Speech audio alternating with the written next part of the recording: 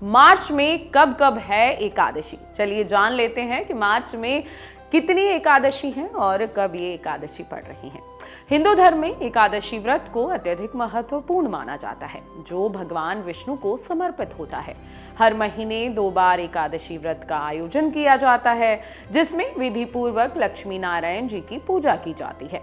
धार्मिक मान्यता के अनुसार एकादशी व्रत रखने से पापों से मुक्ति मिलती है और सभी मनोकामनाएं पूर्ण होती हैं।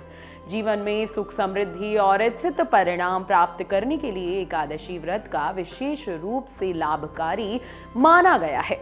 मार्च का महीना शुरू हो चुका है। यदि आप भी श्री हरि विष्णु की कृपा प्राप्त करना चाहते हैं तो आइए जानते हैं कि मार्च के महीने में एकादशी कब मनाई जाएगी और इसका क्या महत्व है।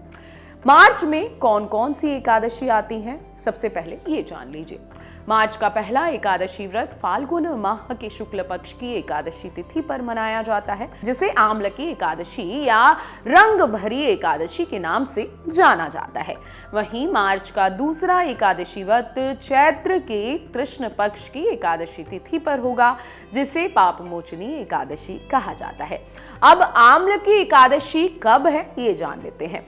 वैदिक पंचांग के अनुसार फाल्गुन माह के शुक्ल पक्ष की एकादशी तिथि 9 मार्च को प्रातः 7:45 पर शुरू होगी और इसका समापन 10 मार्च को 7:44 पर हो जाएगा।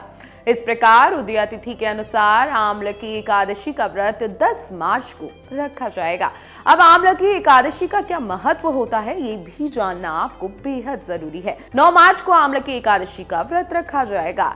शास्त्रों में आमलकी एकादशी का व्रत अत्यंत शुभ माना गया है, क्योंकि इस दिन उपवास रखने से सौभाग्य, समृद्धि और खुशियों की प्राप्ति होती है।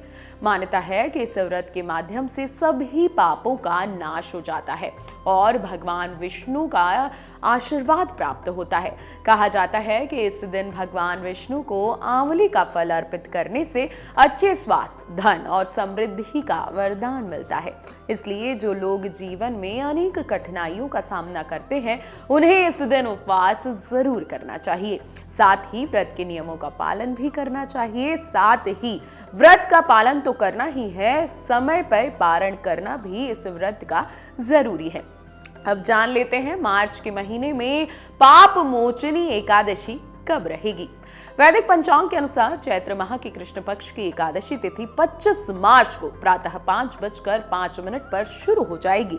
इसका समापन 26 मार्च को तड़के 3:45 पर होगा।